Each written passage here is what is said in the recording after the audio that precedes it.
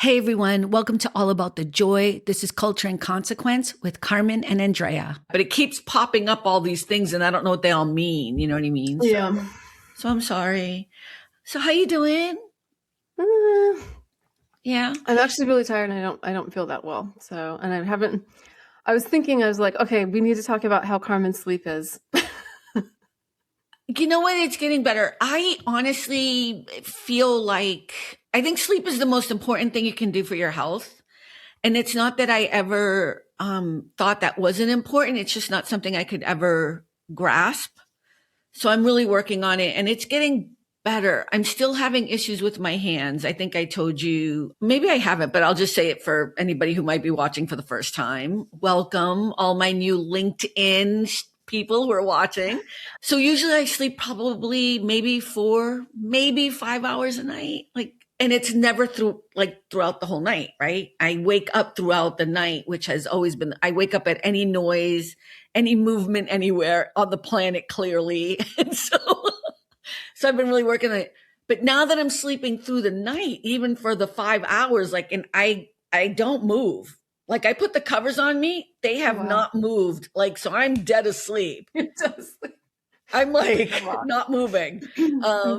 Because I wake up and it's perfect. You know what I mean?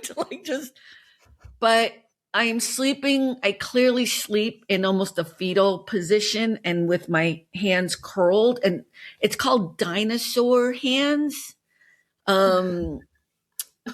Yeah. And so you sleep with them curled, but what ends up happening is the pain is really, because it's, that's not a normal. So I don't know why that's happening, but now I'm now trying to be aware of it, which is now keeping me up again.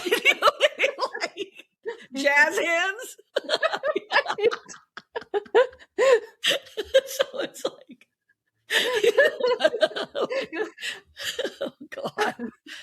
Do you notice how everything in my life goes back to dancing? I'm just saying. Okay. Oh my gosh. Well, I was going to say, for me, when I sleep like that, and I don't do it often, but when I sleep so hard that I don't move, I always wake up with something hurts. Right. Your body just, I think, needs to move, Yeah. So I'm just, I'm excited that I'm even at this place where I'm sleeping through the night. Even to the point, and sorry if this is too much information, but whatever, we're here. I now have to stop drinking water at 8:00.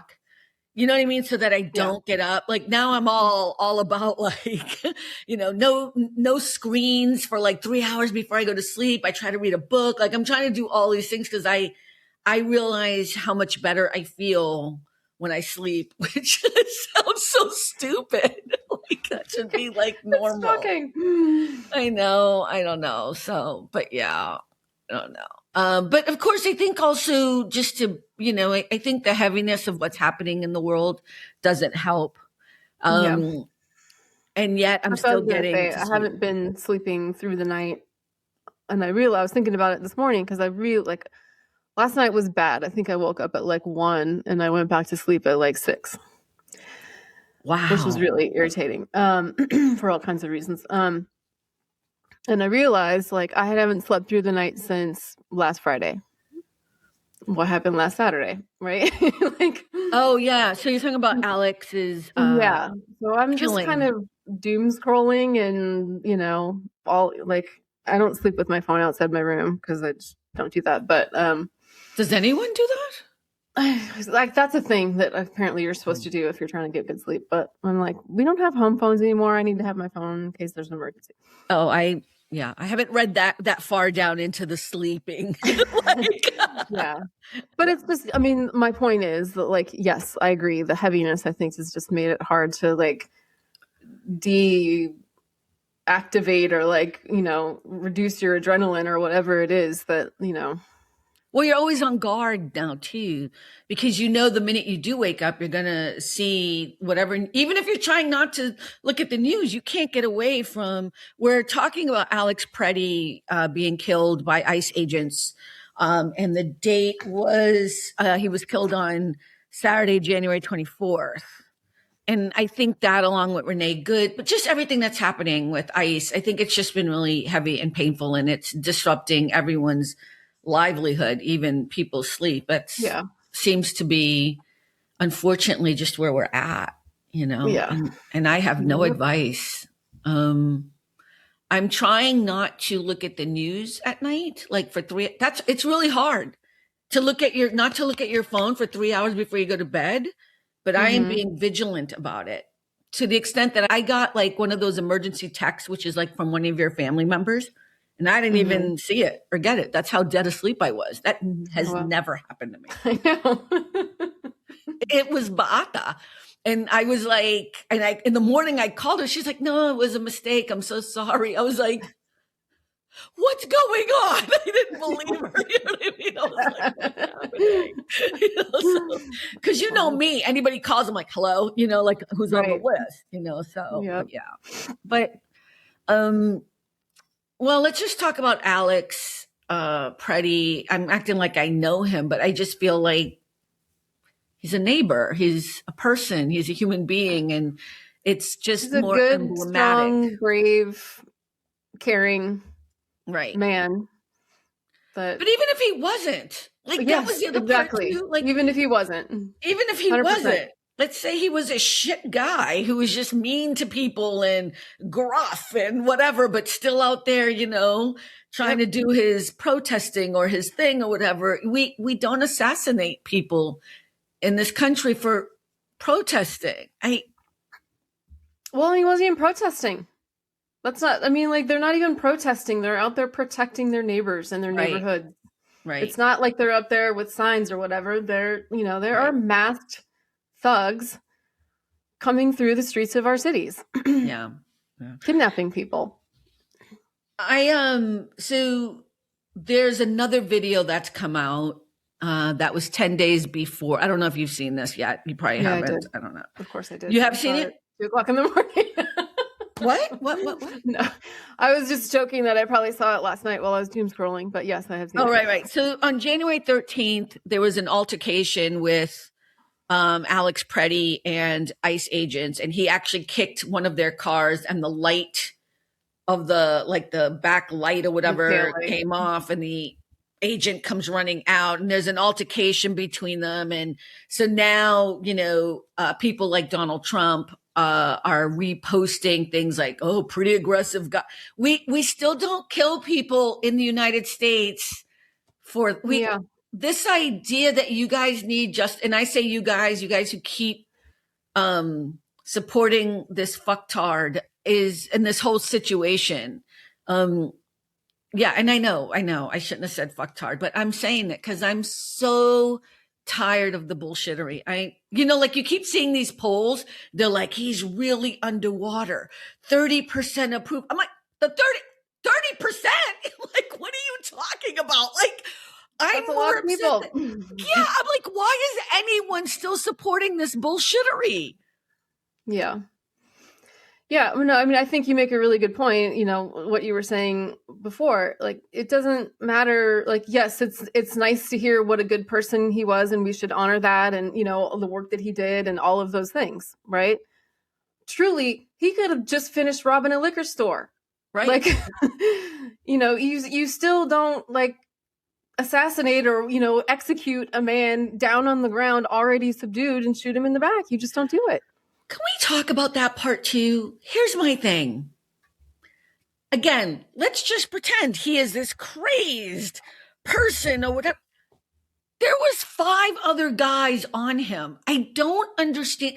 Like, if you want to know the definition of a fucking wuss, I am confused. There are 5 people on one guy, and you still think it's important to take out a gun. I think this is what's killing me about the whole thing is it's this pretend bravado and this pretend strength and this pretend I am in charge. I'm a man. I'm a this. And it's this whole administration, Stephen Miller, all of them.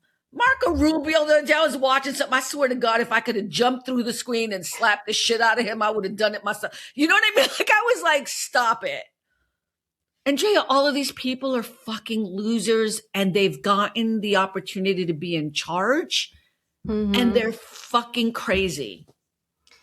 Yeah, well, I mean, it really shows what cowards they actually are and how, how little courage they truly have. I mean, before any of this, when you would see those videos or pictures of, the dudes walking around in like a Walmart with their long guns and, you just look at that and you're like, what are you so fucking scared of? Why are you such a scared little bitch that you have to walk around with a fucking long gun to go get, a head of lettuce? Like, a head of lettuce, right? Or order your McDonald's, right? It was, yeah. And this is just that, but exponentially more, and now targeting and actually murdering us in the streets. It's just such a weird. It's not even a weird time. I guess if you could look back, you could see the trajectory of how this would go. And the hope would be that Americans were better than this and would be smarter than this. But clearly we're not. So here we are, Yeah, I mean, some of us are. I know, but it's not enough of us. I know. What I'm saying is, going back to a couple of episodes, maybe it was last week, I don't know, you asked me, what's giving me hope? And I said, the people of Minneapolis, of the Twin Cities, what they've put together. And I think, I stand by that, right? It's not enough people, but it is something that shows that, they are showing us what the promise of America, what the promise of the United States actually is. It's us coming together. It's us fighting for each other.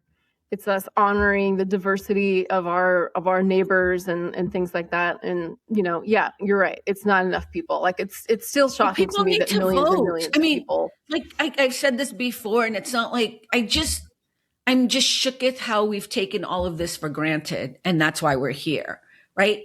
Because if everybody who is eligible to vote, even if like 80% of people voted, we wouldn't be in this situation because most people would not have voted for this asshole. But that's not what happened. And I know, listen, you can send me as many motherfucking emails as you want. I'm going to call him whatever the fuck I want because I'm sick and tired of this shit. I've gotten a couple emails of people being like, you need to respect the press. No, I don't. He is not respecting the people of this country. He is not respecting human beings and life.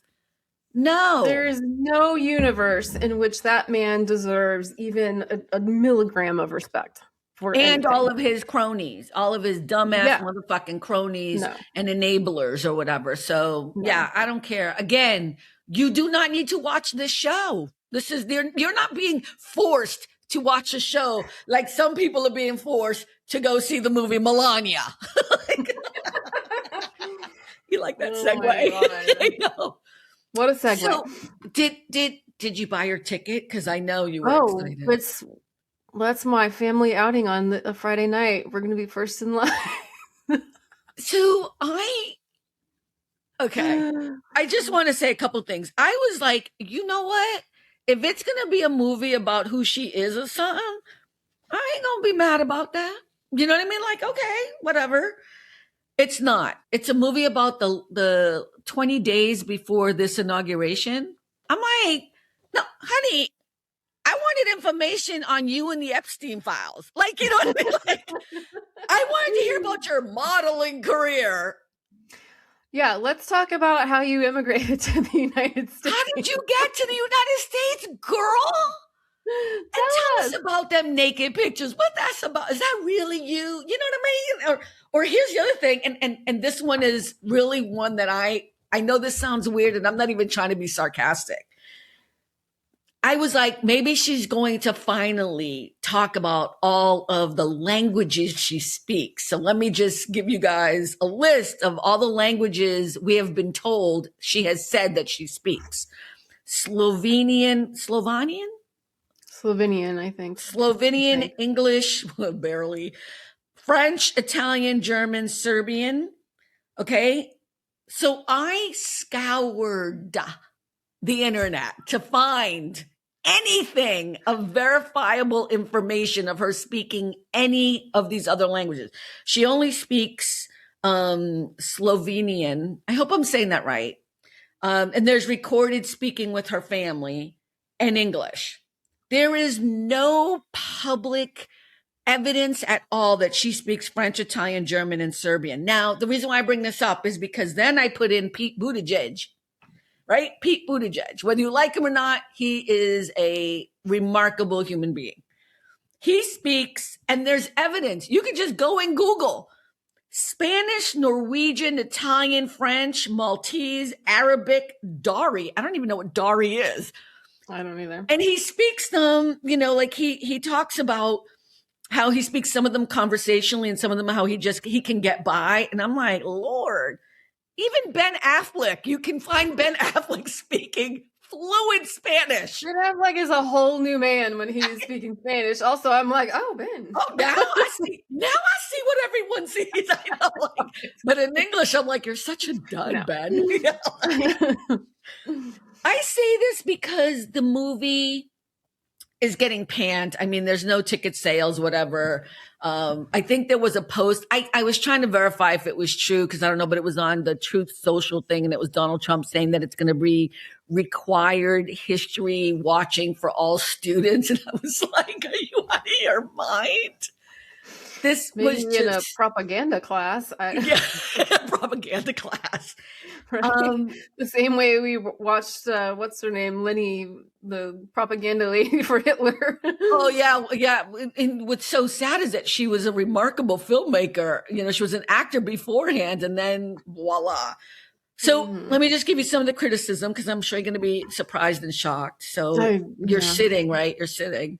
Yeah. Bland, filtered, over polished, a struggle to watch. I'm sorry. I'm just like, the film became a lightning rod because of its release moment and the political climate. Some critics argue the backlash is also it's much about the symbolism as the filmmaking. I think one of the biggest things is that reports from the crew describe a chaotic production. A lot of them are regretting that their names are on it. I was like, yeah, I read that people asked for their names not to be included on it. Well, and it was directed by Brett Ratner, who is very credibly, accused of sexual assault by two well-known actresses. Oh, I thought you were going to talk about all the other movies he's done. I was like, oh my God, yeah, he's been accused of that. Well, here's the thing. I know this sounds like that doesn't surprise me because everyone in this administration is I know, like it's the MO. It's like, the MO. Put all the predators together. Right. But, and that's probably why we're never going to hear anything about the Epstein files.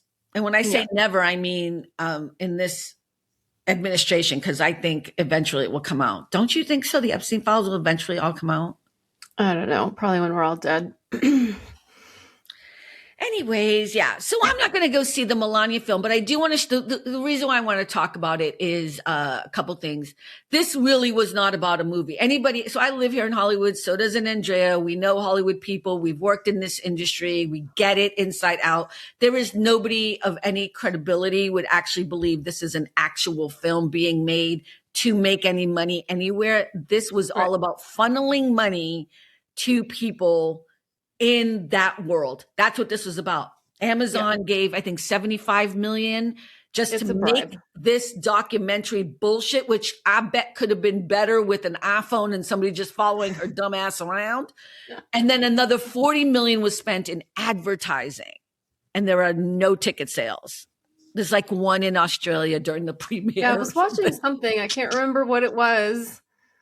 But I saw, and I hadn't even heard about it. I truly had not even heard about it. And I saw, a commercial on TV. And I was like, at first I thought it was like a joke. Like, is this like a Saturday Night Live thing? Like, right.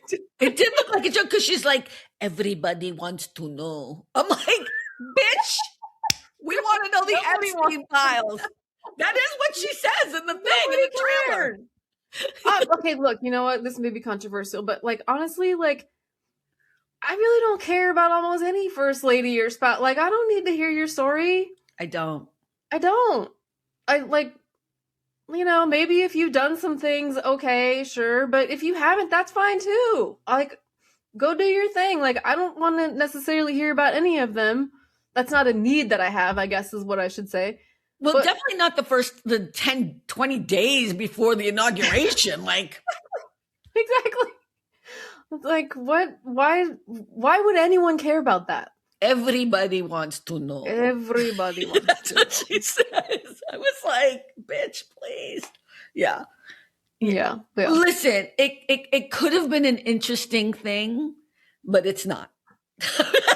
Yeah, it could have been an interesting thing if there was any actual, like, story to it, research, or investigation, like if it wasn't necessarily, like, a propaganda piece, but that's not. But can you imagine, like, I mean, if she was talking about like how she came to this country, or if she's talking about her modeling, I'm doing quotes, modeling career, or she talked about her relationship with the Donald, like, it would have been amazing. But Donald right now has a different relationship with Nicki Minaj. So yeah, I don't know if you heard about that, right? I did, yeah. I think she paid for that to have a visa, right? She's now like a US. She paid the golden ticket or whatever that is. I don't know enough about it. I'll put it at the bottom, but yeah, that's what that was about. Oh, so weird. Yeah, her and Snoop have been like just completely. Everything is so gross right now. Everything is so gross, right? Like everywhere you turn, you're like, ew. It's gross and or heartbreaking. Yeah. All right, how can we end on an up note? What you got for me? Oh my God, what do I have? You were supposed to come up with it because you don't want to talk about Hallmark no more. I know. I'll just tell you what I've been watching a lot of history documentaries. No, that's not fun. Who cares? By who? Sorry. Well, just kind of whatever it can, like they have the American Revolution one that's on PBS. It's good. I'm sure. Look, I wish more people would watch actual documentaries by what's his name? You know who I'm talking about? Ken Burns. Yes. He did the American Revolution. That's one of his. Right. I'm just saying when I said fun, I don't think anyone's going to think that's fun. It's fun for me. I watched one on Henry VIII yesterday, and I learned a lot. I'm not a period piece person, although these are documentaries, so it's very different. But I am a period piece person. That's my other comfort thing is like British period pieces. I know, but I've been in my documentary phase these days. But you know what? The reason why I don't like American period pieces, I'm just going to say it that way. Can you guess why I don't like them? Yeah. Do you want to share? There's no people of color. Even that there's no people of color, it's they're not telling those stories. I know where I would be if I was in, like, I can't relate. I can't relate to it because I'm like, I wouldn't be on the prairie on a horse and kissing my husband and children. And you know what I mean? I'd be the house slave probably because I have light skin. You know what I mean? Like, I'm just saying that's oh my God, that's depressing. Yeah. I know but everyone's always like Jane Austen and all these things. And I'm like, can't relate at all. Yeah. And then when I think it was Shonda Rhimes, she came out with Bridgerton and people were like, oh, you're going to love it. Cause it's kind of like, I can see the whole, like, kind of like the Hamilton thing, right? Lin-Manuel Miranda did Hamilton and it's all people of color and it kind of changes it. I still couldn't get into Bridgerton, though I did watch the first season and understood the brilliance of it, but I think that's what it is. Yeah. So, but even, I mean, I like watching history because it makes, History Channel, Ken Burns documentaries, because it's so much easier to understand. And he is brilliant. Ken Burns is one of the most brilliant filmmakers of our time.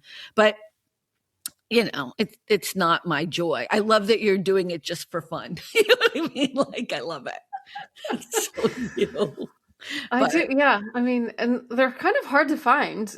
So I have kind of I haven't done it yet, but I may have to get like the pay for the PBS extra. Oh, I have it. You can have a, Oh, you do? I because I donated to PBS. Yes, I did. And when you donate, you get an automatic membership. Okay, we'll talk afterwards. I'll give you the thing because I don't really watch it at all because all of their stuff is either British or period pieces stuff or history stuff. Well, and they have all the cooking shows, which also love. You know how much I love those. But their cooking shows are actually very good, high quality cooking shows. I'm sure they are. So we can end on that note. It's a short show today, but we are both in that space. And I think this is good. Do you have any hopes for the upcoming week? Maybe we can. Do I have any hopes? Or are you doing anything great this week? I don't know. No, girl, I am not. I got nothing for you. Sorry. I mean, I have hopes that Democrats don't blow it and use some of this momentum to get some real restrictions on DHS funding. That's my big hope, but I won't, I just made calls to both of my senators right before this. So we'll see what happens. Yeah. By the way, Ted Lieu, my congressman, had a town hall and I did make the phone call, and you're right. We should be doing everything we can from the comfort of our home, and also make sure you register to vote. All of these things are very important, and get other people who haven't voted registered, get other people involved, unless they're diehard Trump supporters. Just leave them the fuck alone. That's all, So with that said, everyone, thank you so much for hanging out with us. We'll see you again next week. And remember, at the end of the day, it really is all about the joy. Bye, everyone. Bye. Thanks for stopping by All About the Joy.